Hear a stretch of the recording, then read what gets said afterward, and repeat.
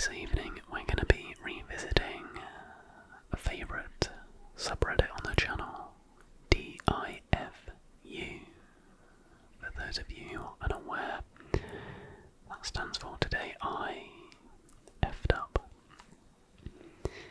And it's been a good long while since we paid a visit to this Reddit, so I have picked up a few random ones that were highly voted over the last couple of days. I haven't read them yet.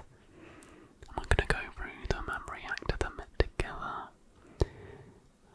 At the minute I'm trying to strike like a balance with doing old content or old concepts that people enjoy and also trying to introduce some new ones as well.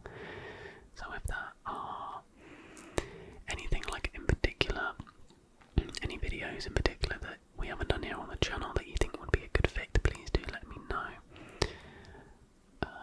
I believe on Thursday, or at least twice in the next 3 to 4 weeks, I'm going to be doing some book readings for the first time. I've got a few novels picked out, and thank you everyone for giving me your advice on the whole copyright thing, because honestly, with reading books, hadn't even crossed my mind.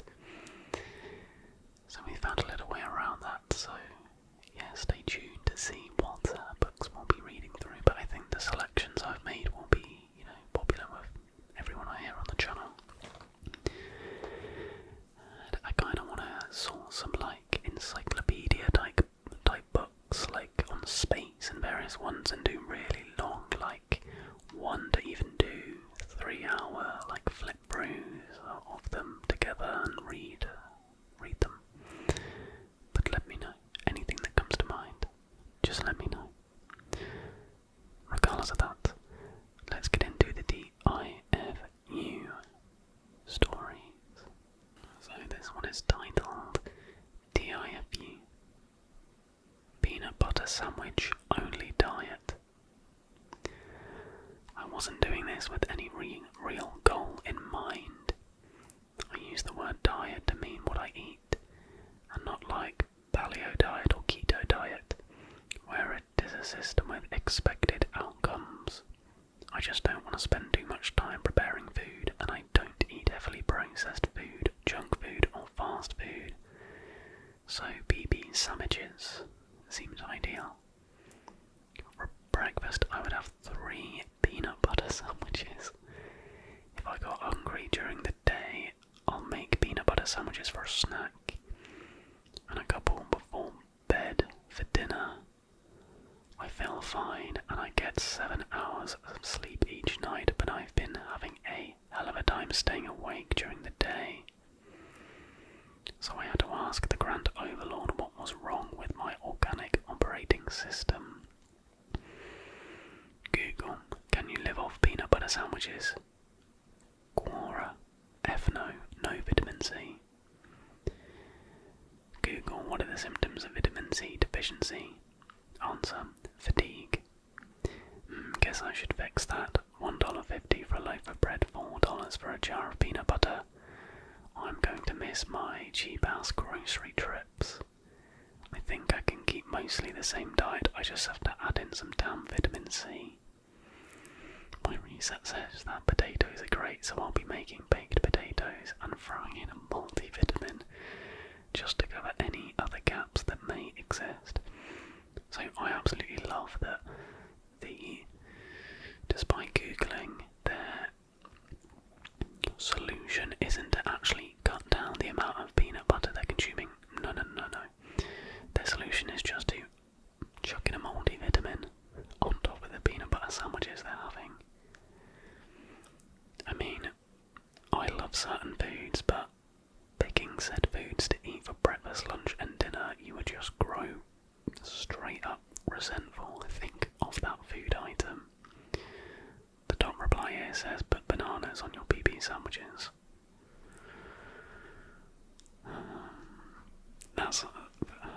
I don't mind peanut butter, but it would get kind of gross after the first few. Okay, on to the next story, which is titled TIFU sneaking into my boyfriend's house. Probably had the most embarrassing and pathetic moment of my life so far yesterday, but after giving it a day, it's a bit funny, so enjoy my misery. Me and my boyfriend, both 16, have been dating for a couple of months. The problem is that his parents are super strict, so he hasn't told them about us dating, as they wouldn't approve of it. Regardless, we've still been hanging out together a lot in public and such. But yesterday his parents were gone for a while, so we decided we could go to his house without them knowing. So we were there for hours until eventually his parents came home around 5 PM. We kind of panicked, but instead of trying to sneak out while they were here, I was going to sneak out later when they went to sleep. So a few hours pass and they still don't know I'm there, but then I get a strong urge to pee. The problem was that the bathroom was downstairs, meaning I would 100% get seen if I went there. So I just held until about an hour later when I couldn't hold it anymore. I told my boyfriend and we tried to figure out how I could pee, but no good opportunity comes and I'm nearly in tears as I'm about to wipe myself. Then my boyfriend told me I could just pee in a bottle in the room. Oh, that's really kind of him, giving you permission to, do that. I tried to explain how that wouldn't work, but there wasn't really any other choice. Yeah, it's not quite as easy doing it as a girl as it is a boy.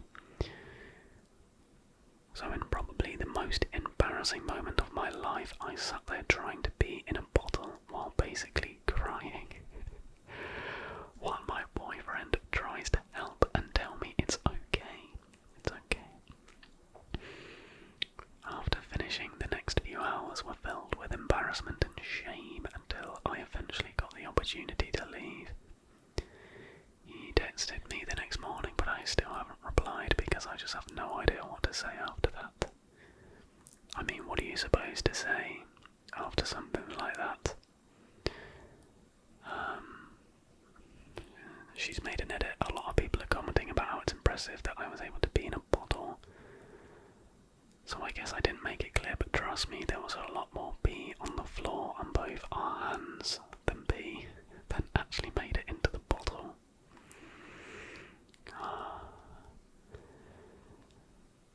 I'm not sure what she would reply. Don't take the piss. Sorry I bottled it. It's not you, it's pee. I don't think that's that embarrassing. I guess they've only been dating a couple months, but if you ask me, I'd say that's like a bonding moment almost. Like, I mean, it's a good thing for the wedding speech, isn't it? You gotta think that you've made a long-lasting memory there. To be fair, even if they break up, it's probably a long-lasting memory in the form of trauma. So, congrats. Okay, next story.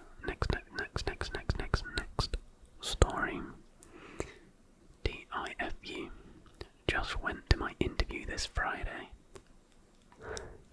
Turns out it was supposed to be next Friday. Am I screwed? Today I went to my interview, the second and final round this Friday, for a co-op position that I really do need since I'm working at my parents' family-owned restaurant for the fall due to family reasons, so I don't mess up my schedule for my classes. Turns out it was supposed to be next Friday, and it even says so on the email the HR lady sent me. I thought it was this week, since I've finally been getting interviews last week and finally getting offers this week too so far. I know, stupid assumption, but this company is one that I really had my eye on, and when I saw that email I got really excited and saw Friday and stopped looking. I saw the HR lady after I rung the bell, and I realised just before she came out, when I was wondering why no one was coming, and looked at the email again. I really apologised after and went home. I even sent her an email again apologising apologising and haven't heard back from her, meaning now I might have to wait until next week to see if they're going to just drop me for that. What do you guys think? Did I screw up?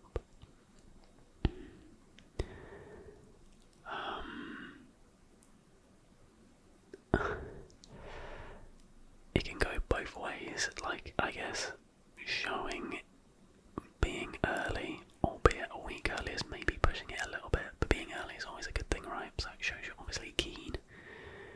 Equally, if attention to detail was a skill they look for, yeah, you're probably not getting it. Let's be completely transparent. I always, when I do these TIFU videos, I always find myself talking as if I'm talking to the person who's written this.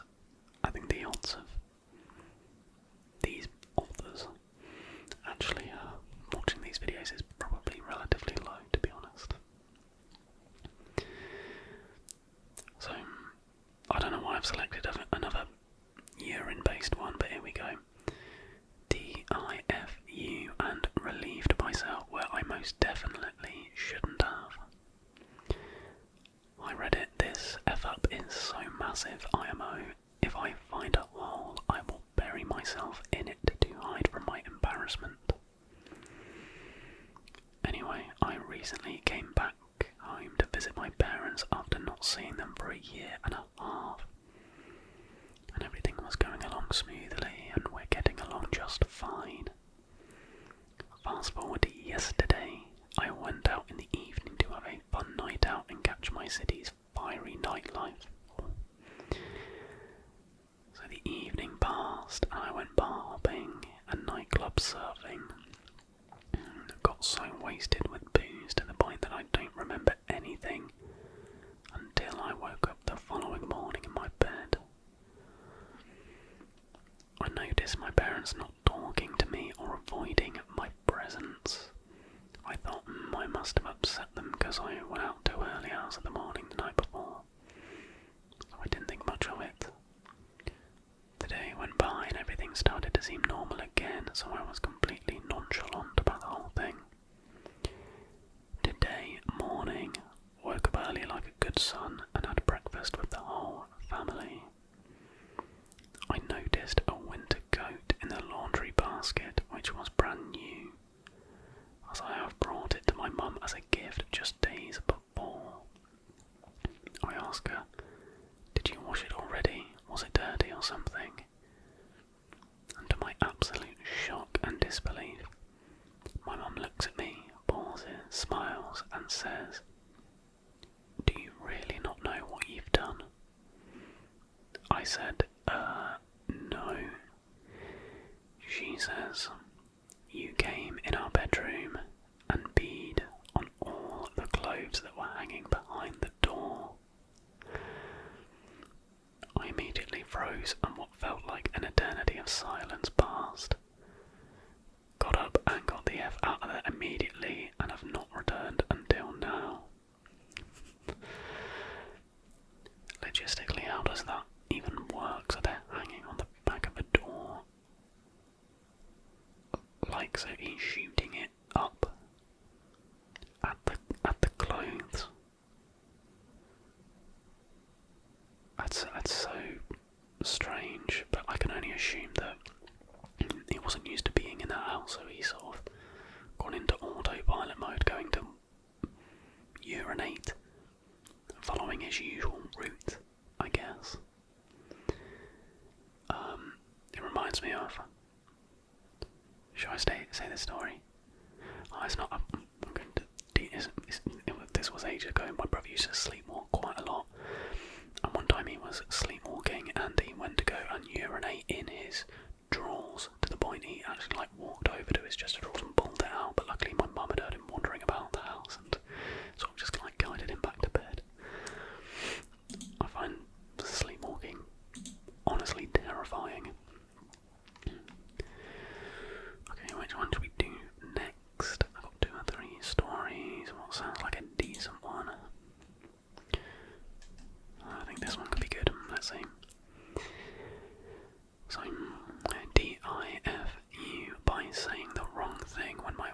was feeling vulnerable. All of you have been there, gentlemen. You know when you've done it. Yes. You didn't mean to, you really did not want to cause this situation, but here we are, right? Again, because we are jackasses and need to press the brakes just a tiny little bit before speaking. Amen, brother. So, here's what I did early this afternoon. My wife had time before work. I persuaded she caved in, then omitted. And then we are holding each other. Oh, okay. My wife looks up at me, she asks, "What do you like about yourself?" In hindsight, it was very obvious she was feeling insecure at the moment. She was seeking validation. But she's not even remotely arrogant enough to ask me to do it directly. I know she's a serious person, stoic almost, but she has a hidden soft side about her. That's the part of her that fell in love with me. Me, being the jackass, didn't pause just a moment to think about the question. I immediately said, "My crotch." But I said it extremely over the top, seductively like this. "My crotch." I looked down at her and smirked. She had an extremely confused or concerned look on her face, so my immediate reaction was to try and cheer her up. So I wiggled my eyebrows at her. Yeah, that's a sure-on tactic to, erase any memory of something stupid you've just said. I killed the mood. She starts to quietly get ready for work. Took me a bit. I was putting the sheets into the wash, and then it dawned on me. She had been talking about not liking her belly the last week, because she thinks it sticks out a bit more. She had our son several months back. I can 100% guarantee you that it is not like that. She looks incredible, no exaggeration at all.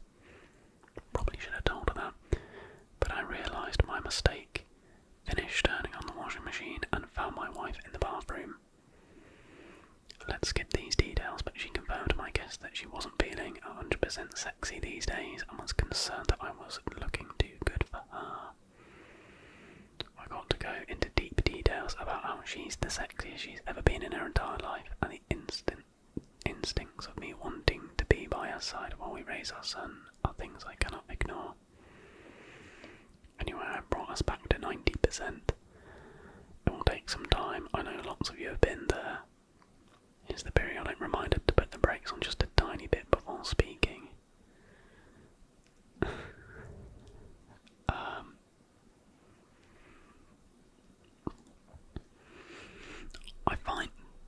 What I find the weirdest thing about this story is that I'm not sure I've ever referred to my downstairs region as my crotch. Like, it's such just a weird thing to say.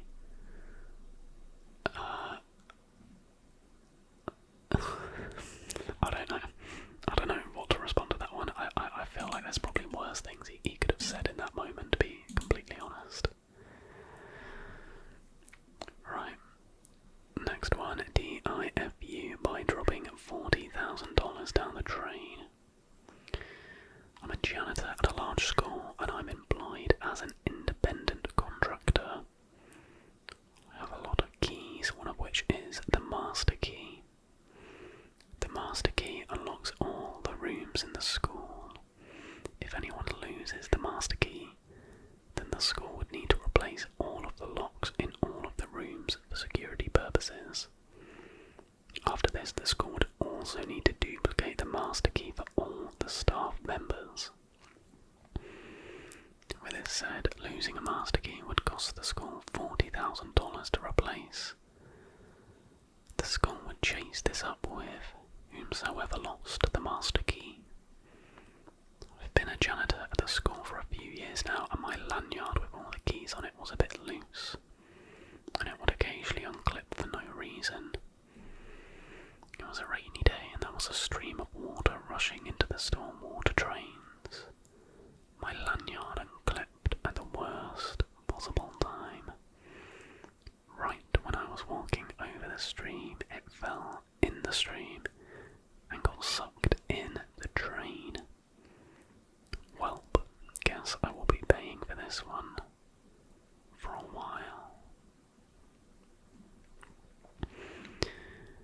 I mean, realistically, he only has himself to blame.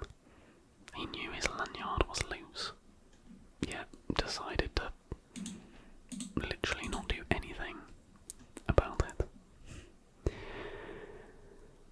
Okay, we're going to finish with this one, which is the highest rated out of all the stories, so it should hopefully be a good one.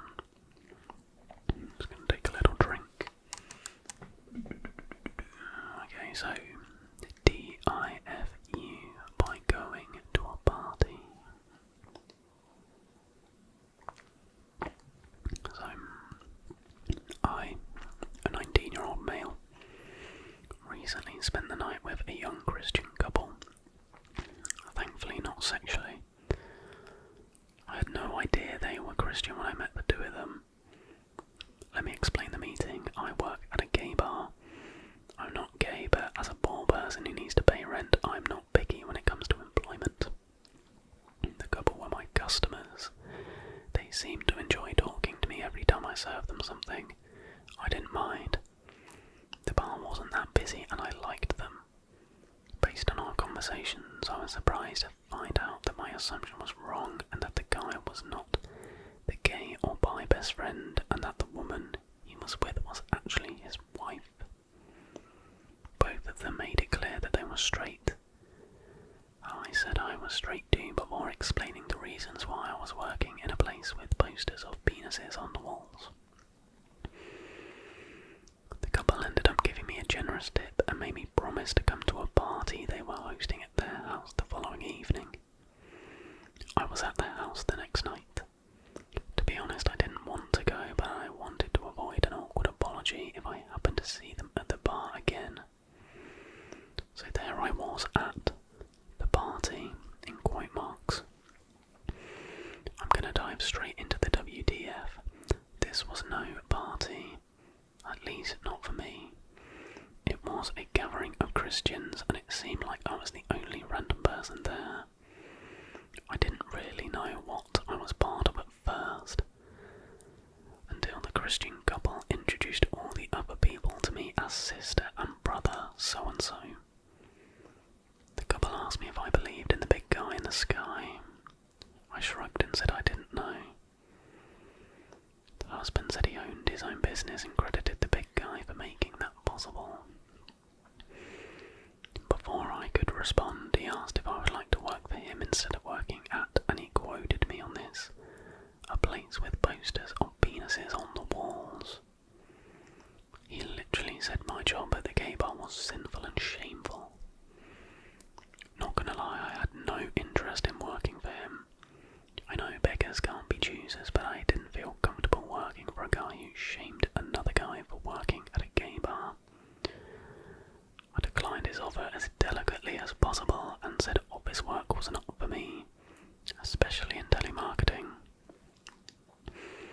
The husband pointed at one of the people in the room, an attractive woman, and said that she also used her body to please others before he showed her another way to earn a living without sin. I said thanks but no thanks, when it seemed like he was waiting for me to provide some kind of response. The couple looked dissatisfied. The wife decided to take control of the conversation and asked me if she and her husband could pray for me. I thought she meant pray for me as in something she and her husband were doing in private while I was off living my life in sin or something, which is why I was like, sure, whatever, pray away. However, I soon realised they meant to pray for me at that specific moment, and not just them. Everyone.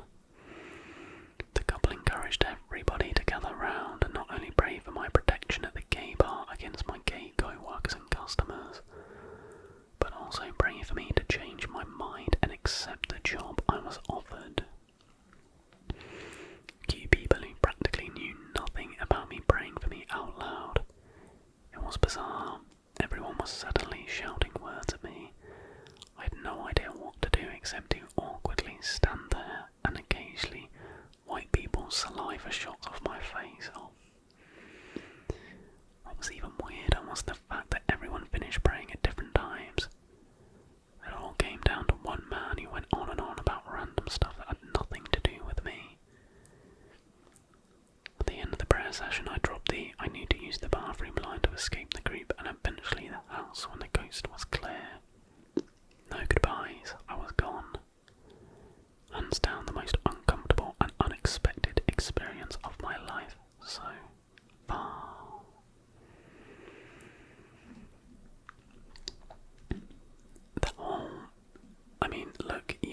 respect everyone's beliefs and, views and whatnot, but like, why would that couple be in the gay bar in the first place if they had such an issue with it? Unless they were like, literally like scouting people out to, in their mind, save. It's just a little odd, but if you don't believe what they believe, yes, that is a grossly uncomfortable and crazy situation.